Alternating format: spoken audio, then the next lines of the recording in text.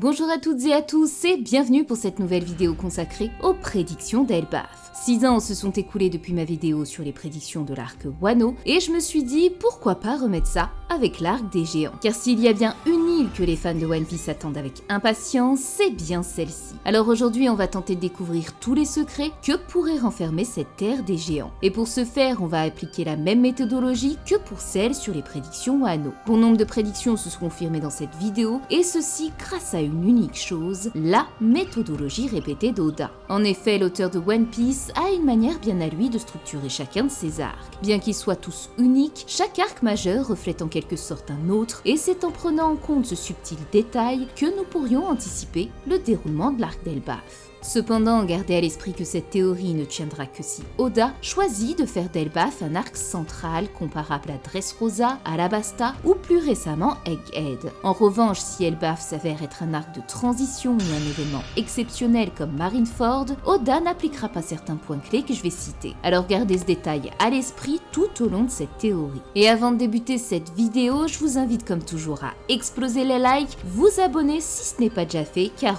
oui, bien que je le répète souvent, YouTube me dit que presque 52% d'entre vous qui regardent mes vidéos ne sont pas encore abonnés, donc n'hésitez pas à le faire. Et pour les Ninakama qui ont l'habitude, le petit cœur en commentaire qui est le plus beau cadeau pour moi. Je vous remercie sincèrement et à présent, partons ensemble à la découverte des plus grands secrets que recèle l'île légendaire des géants. L'introduction du nouvel arc. Bien souvent, après que les Mugiwara quittent une île pour en rejoindre une autre, leur traversée ne se fait jamais sans encombre.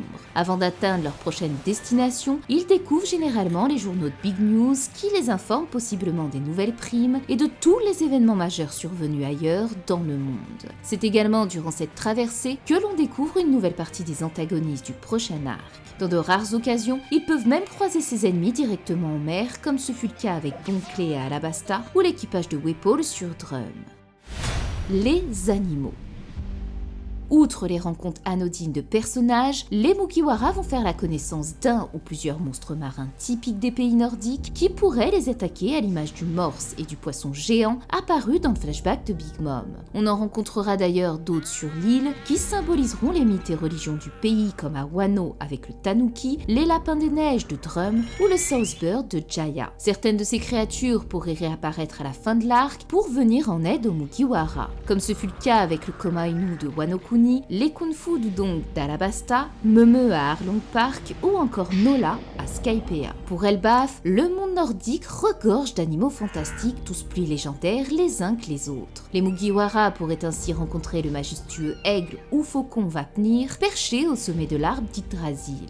À ses pieds se tient Nidhogg, le serpent dragon qui ronge les racines de l'arbre monde. Pour servir d'intermédiaire entre ces deux mastodontes, il y a Ratatosk, un écureuil qui rapporte les paroles haineuses du serpent à l'aigle et vice-versa. Il sera peut-être un peu la version de Baowang à Wano. Enfin, les deux créatures que nous pourrions mentionner sont parmi les plus importantes du Ragnarok et pourraient être découvertes à travers les légendes d'Elbaf ou même comme monstre final de l'arc. Le premier serait le Jormungand, le serpent de Midgard qui entoure le monde en mordant sa propre queue. Cette créature pourrait bien être le serpent rouge sang dont parlaient Dory et Brogy, expliquant que même les lames des géants ne pouvaient le vaincre. L'idée qu'il en sert la terre entière évoque d'ailleurs fortement Redline. Le second, Fenrir. C'est un loup gigantesque redouté par les dieux et enchaîné à cause de sa puissance et de sa dangerosité. Ce loup pourrait apparaître comme un allié de Loki, voire même être le fruit du démon mythique de ce dernier, mais on en reparlera un peu plus loin dans la vidéo. En bref, comme vous le voyez, la mythologie nordique regorge de créatures fascinantes.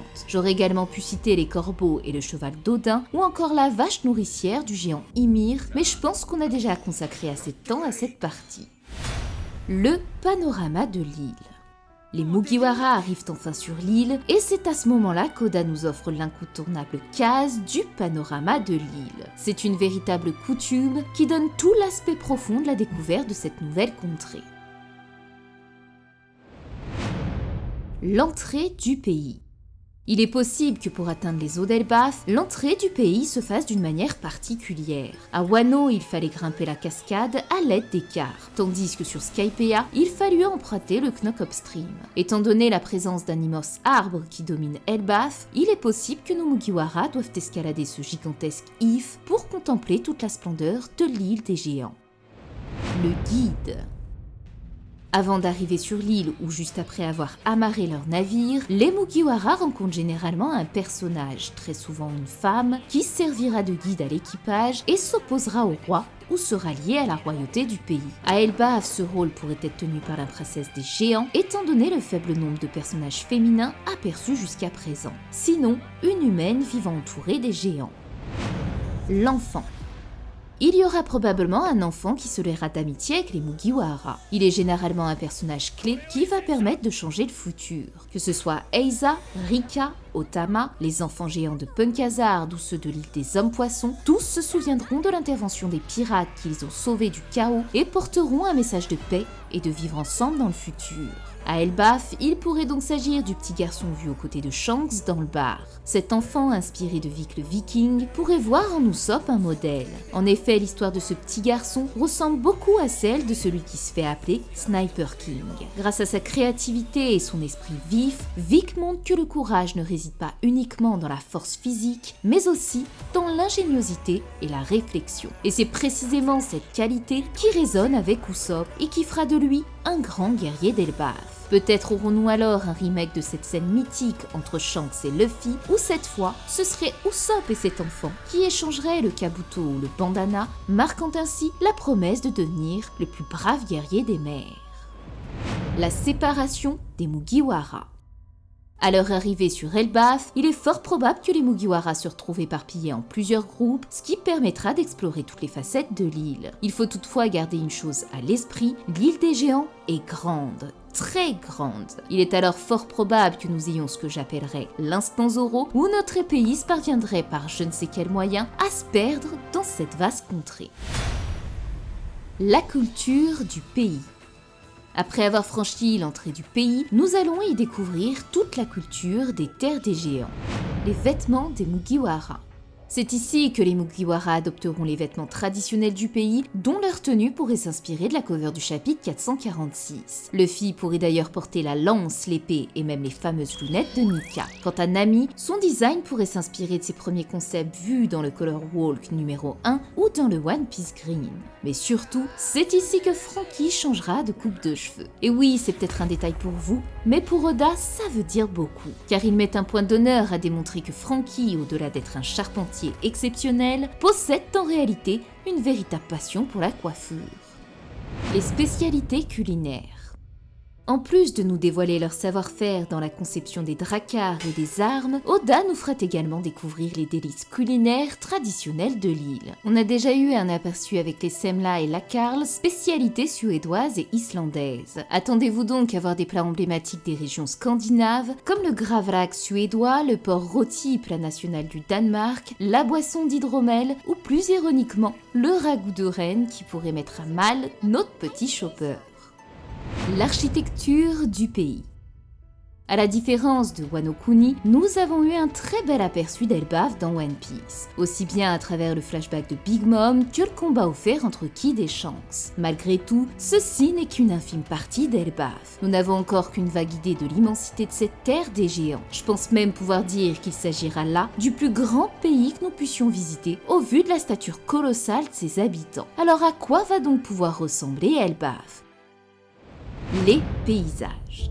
Généralement, le pays est divisé en plusieurs régions, comme on l'a vu à Wano, Dressrosa ou encore à Alabasta. C'est ici que seront dispersés les Mugiwara et qu'ils feront la rencontre de différents personnages. À l'instar de Wano, dont la carte s'inspire du Japon, il est probable qu'Oda choisisse cette fois des paysages évoquant les pays scandinaves, d'où proviennent les Vikings, principale thématique des géants. C'est d'ailleurs déjà le cas, puisque les paysages d'Elbaf qu'on a vus se composent d'une étendue d'eau arborée de montagnes et de sapins, rappelant les les paysages de la Norvège et ses mythiques fjords. L'inspiration de la bergerie et du village d'Elbaf, quant à eux, reflète les villages vikings traditionnels, comme ceux de Njardavheimer, de Gudvangen ou de Birka, et leurs maisons appelées Longhouse. Il est donc très probable qu'Oda intègre des références historiques précises à ces régions scandinaves, telles que les aurores boréales, à l'instar du lâcher de lanterne à Wano illuminant le ciel. Concernant les lieux historiques, il pourrait s'inspirer du promontoire rocheux de Trolltunga, dont la légende raconte que c'est ici que vivent les trolls,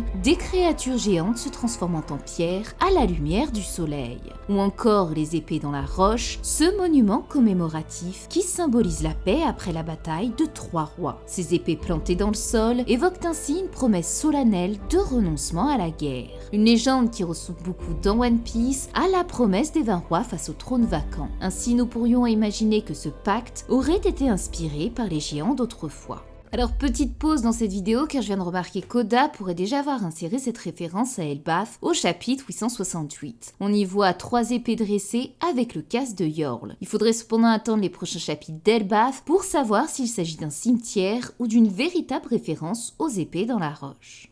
Mais la légendaire contrée viking par excellence est sans conteste Birka, l'une des plus anciennes villes de Suède. Ce nom, vous le connaissez bien, puisqu'Oda l'a déjà donné à pas moins de 2 îles dans son œuvre. La première est l'île natale du peuple d'Ener, et la seconde se trouve sur la Lune. Pourtant, Birka pourrait non pas se lier au peuple céleste ni même aux géants d'Elbaf, mais à une race récemment découverte, les boucaniers. Ce peuple, aujourd'hui disparu, subsiste tout de même à travers Kuma. Bien que nous ignorons tout de leurs origines, ils possèdent un symbole important, la croix celtique. On la retrouve aussi bien sur sa Bible, ses vêtements, que dans son église. Or, à Birka, il existe le monument Ansgar. Cette pierre jonchée d'une croix celtique témoigne de l'influence précoce du christianisme sur la culture viking. Enfin, le roi qui régnait sur ce centre de commerce majeur se nommait Bjorn, aussi traduit ours, soit l'animal totem de Kuma. Il était réputé pour sa force exceptionnelle et ses exploits contre les géants qui habitaient les montagnes environnantes. Ces géants, considérés comme les ennemis des hommes, auraient été chassés par le roi Bjorn avec l'aide des dieux, sécurisant ainsi la région pour les humains. Ainsi, on pourrait imaginer qu'avant la dérive des continents d'il y a 800 ans, logeaient sur une partie des terres d'Elbaf à Bilka, les boucaniers. On peut même envisager que l'île natale d'Ener était la véritable terre des boucaniers, mais qu'après leur extinction, cette île devint celle des Bilkans. L'indice qui pourrait renforcer cette hypothèse est le Giant Jack de Chandora. Cet arbre mythique inspiré du conte de Jack et le haricot magique permettait aux héros de rejoindre un pays au-dessus des nuages où se trouvait le château d'un géant. Aujourd'hui, les Mugiwara ont alors beurre Kuma et Bonnie et ce serait donc l'occasion parfaite d'apprendre les origines de ce peuple à travers cette île peut-être disparue ou détruite. Peut-être découvrirons-nous que les boucaniers tirent leur inspiration des berserkers vikings dont l'épithète bear de berserk signifie ours, ce qui se relie aisément à Kuma. Ces guerriers d'élite se distinguaient par leur capacité à entrer dans une sorte de rage dont ils perdaient temporairement toute notion de douleur et de peur, devenant quasiment invincibles et incroyablement agressifs. Ce pouvoir serait selon la légende tiré du champignon Amanita Tumush, ce qui rappelle beaucoup la transformation de Chopper dont le fruit du démon est justement ce champignon. Nous pourrions ainsi avoir une scène épique à travers ce mythe et un moyen pour Kuma de connaître ses véritables origines. Les paysages de la mythologie nordique. Mais l'idée que les boucaniers puissent vivre dans les cieux et partager leurs terres avec les géants d'Elbaf m'a conduite à une autre référence dont Oda pourrait s'inspirer, la mythologie nordique et son célèbre arbre cosmique, l'Yggdrasil. Il s'agit d'un arbre immense qui se compose de 9 royaumes habités par différentes races. Sachant qu'un gigantesque arbre trône au centre d'Elbaf, il est plausible que ce dernier soit inspiré de l'Yggdrasil et que certaines régions qu'exploreront les Mugiwara s'inspirent de ce mythe. Je vais cependant pas vous détailler ici chacun de ces royaumes car je vais le faire dans une autre vidéo spéciale. Le château de Loki.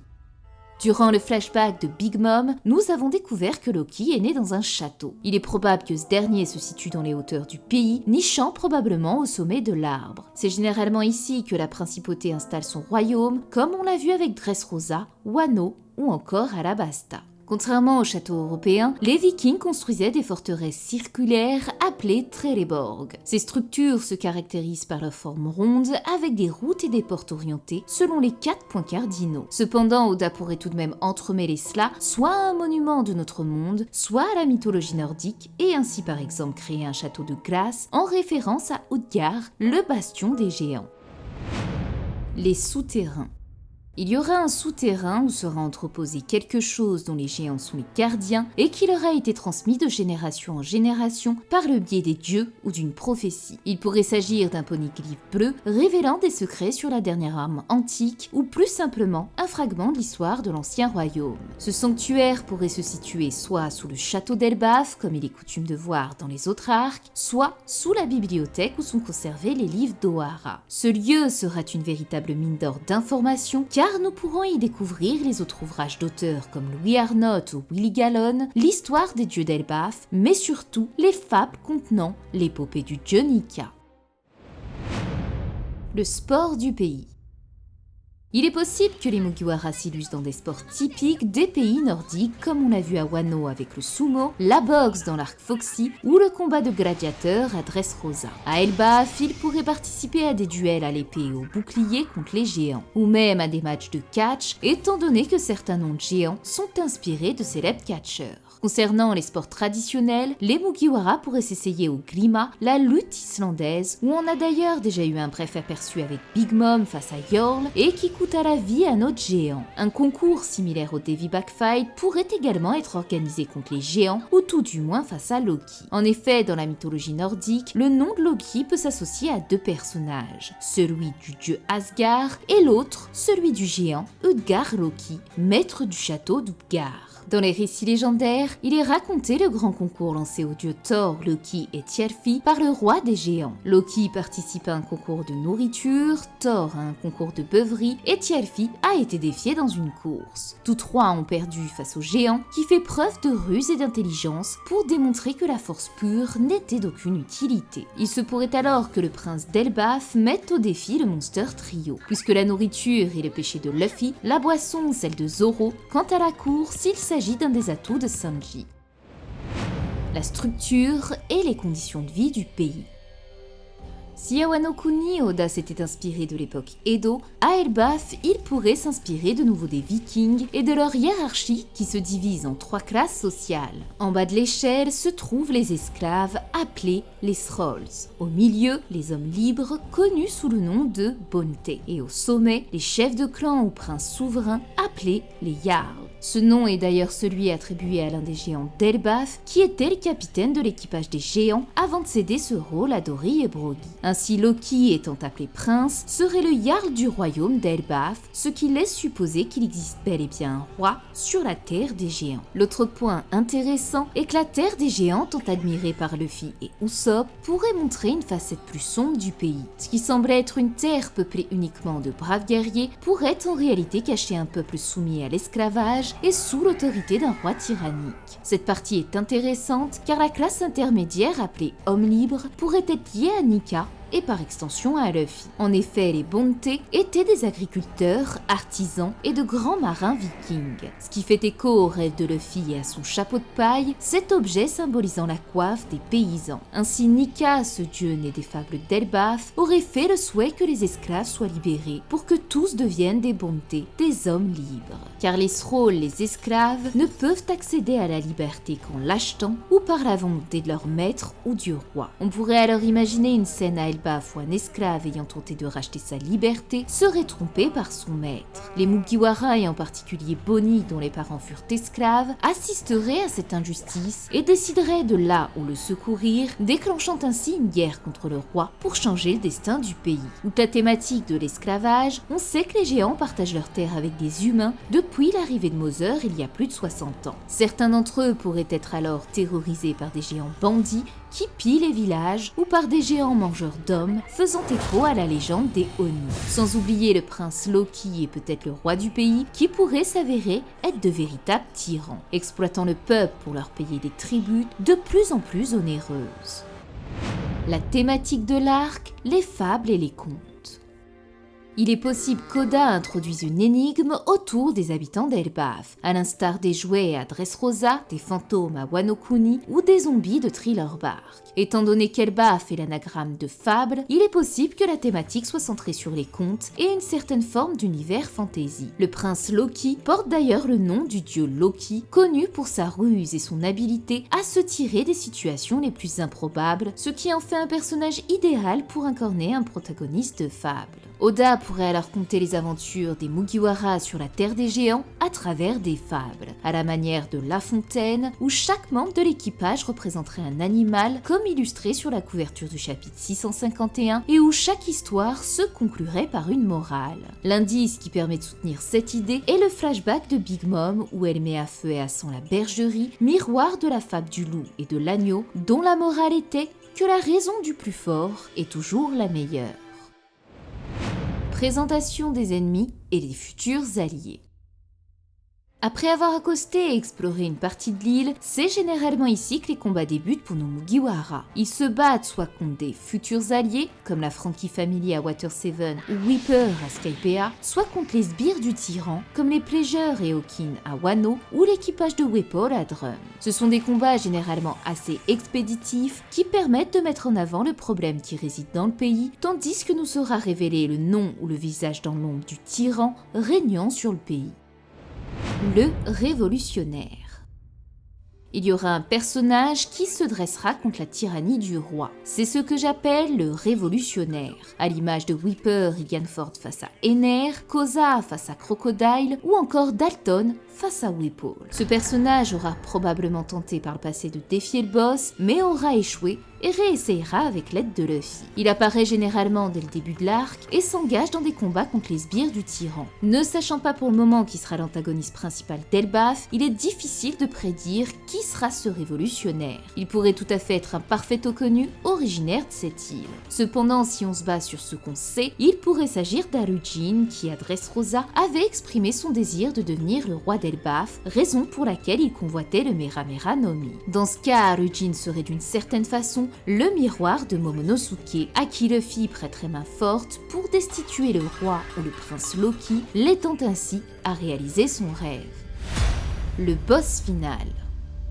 Chaque arc de One Piece a eu le droit à son méchant emblématique. Arlong, Baggy, Crocodile, Moria, Kaido et même Foxy d'une certaine manière sur Long Ringlong Land. Il est donc naturel qu'Elbaf ait également son propre tyran. On pourrait penser qu'il s'agisse de Loki, mais j'admets cette fois avoir un doute sur le fait qu'il soit le véritable antagoniste de cet arc. En effet, Luffy est devenu empereur. Il a vaincu le plus fort d'entre eux, Kaido, et a aujourd'hui affronté le Gorosei, la plus haute instance de ce monde. J'imagine donc mal Luffy devoir battre Loki, qui bien qu'il soit un géant, n'égale pas la force d'un empereur. Quand on voit la facilité avec laquelle Big Mom, une gosse de 5 ans, a vaincu le plus ancien des géants et qui a plus tard été vaincu à son tour par des supernovas, il ne fait aucun doute que Luffy parviendra à vaincre Loki. C'est pourquoi je pense que le prince des géants pourrait ne pas être le véritable ennemi. Si Oda décide qu'il y a un boss final à Elbaf, alors un autre antagoniste devra faire son apparition. Il pourrait s'agir d'un homme ou d'une femme liée à Loki, comme Kaido l'était avec Orochi par exemple. Cependant, il ne faut pas sous-estimer la force des guerriers d'Elbaf, car ils détiennent une puissance que même Big Mom convoitait. Rappelez-vous qu'elle a tenté de marier sa fille à Loki, une union qui aurait pu faire d'elle la reine des pirates. Et c'est ce quelque chose qui permettra à Luffy de le devenir en affrontant le véritable ennemi de ce royaume. Reste à savoir qui sera ce mystérieux personnage. Il pourrait tout aussi bien s'agir du roi d'Elbaf que de l'ombre aperçue à la fin du chapitre 1124. Pour l'instant, il est difficile de dire avec certitude qui sera cet adversaire. Cependant, je dois tout de même ne pas exclure Loki, qui reste le prince d'Elbaf, et c'est pourquoi on va tenter d'imaginer son pouvoir et ses possibles inspirations. La barbe de Loki. Loki pourrait avoir un surnom à barbe. En effet, ce détail esthétique semble très important chez les géants d'Elbaf. Yor était surnommé Barbecade, Jarl était connu comme Barbe en cime, et Arujin semble inspiré par le corsaire Kerajin, également appelé Barbe rousse. Étant donné qu'il y a déjà un Barbe noire avec Teach et un Barbe blanche avec Newgate, il est possible que Loki soit surnommé Barbe bleue, en référence au personnage des contes de Perrault, célèbre pour avoir assassiné ses épouses, ce qui ferait écho à son mariage manqué avec Lola. le mariage de Loki. Ainsi, la thématique du mariage pourrait revenir. Loki pourrait de nouveau avoir un coup de foudre pour l'une des femmes de l'équipage, tout en y ajoutant à cette liste Bonnie sous sa forme adulte et Lilith qui les accompagne, ce qui rappellerait ainsi le mariage entre Absalom et Nami sur Thriller Bark. Loki et le magicien d'Oz.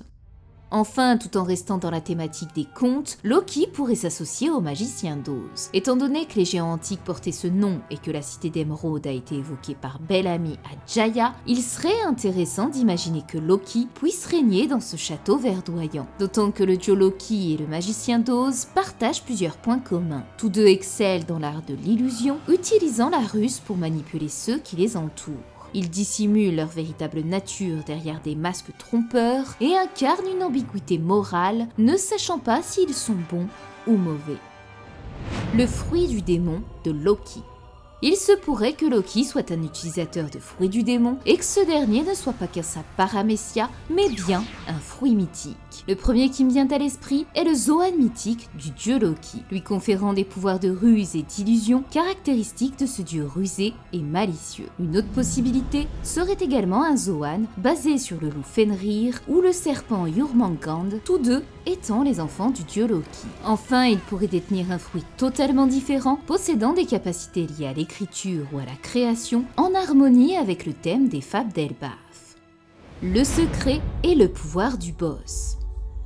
Bien que nous ne connaissions pas encore l'identité de l'antagoniste principal de l'arc d'Elbaf, nous pouvons être sûrs que le pouvoir qu'il détient permettra d'asservir le peuple. Chacun des royaumes visités par les Mugiwara ont vu leur peuple être gouverné par un tyran doté d'un pouvoir particulier et issu généralement d'un fruit du démon. À Alabasta, Crocodile usa de son fruit du sable et de la Dance Powder pour assécher le pays et faire cesser la pluie. À Dressrosa, le fruit de Sugar couplé au fruit des fils de Doflamingo transforma tout un peuple en marionnette. Enfin, à Thriller Bark, le fruit de Moria associé à la médecine Dogback permettait de voler les ombres des gens pour en faire des zombies. En bref, chaque arc a une thématique bien précise et qui colle parfaitement à l'image du tyran du pays et de nombreuses fois à son fruit du démon. L'exemple le plus pertinent pour l'arc d'Elbaf pourrait être Skypiea. Ener se faisait passer pour un dieu grâce à son fruit et son mantra, tandis que les Chandia faisaient des sacrifices humains pour leur divinité. Chez les Vikings, cette tradition était également présente. Il était courant de réaliser des sacrifices pour honorer les dieux dans l'espoir d'assurer le succès de leur voyage et de leur bataille. Oda a brillamment intégré cette tradition dans son univers puisque Dory expliquait sur Little Garden que lorsque le combat de deux guerriers n'avait aucun vainqueur, ils devaient subir le jugement des dieux d'Elbaf. Ce jugement des dieux a pour autre nom l'Ordali, ce terme retrouvé sur Skypiea lors des tests sacrés donnés par les 4 prêtres qui servaient Ener.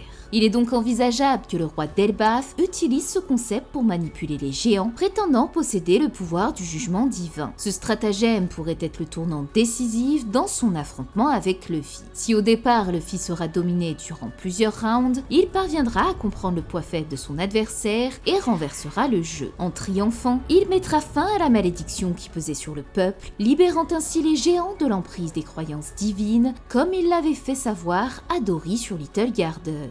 Cette scène respecterait toute la thématique des fables, offrant une belle ironie et une morale pertinente pour l'arc des géants. En effet, celui qui rejette la croyance en un dieu ignore qu'en réalité, il en est un lui-même. Par le biais de son fruit, le Hito Hitonomi modèle Mika, ce dieu naît des fables d'Elbaf.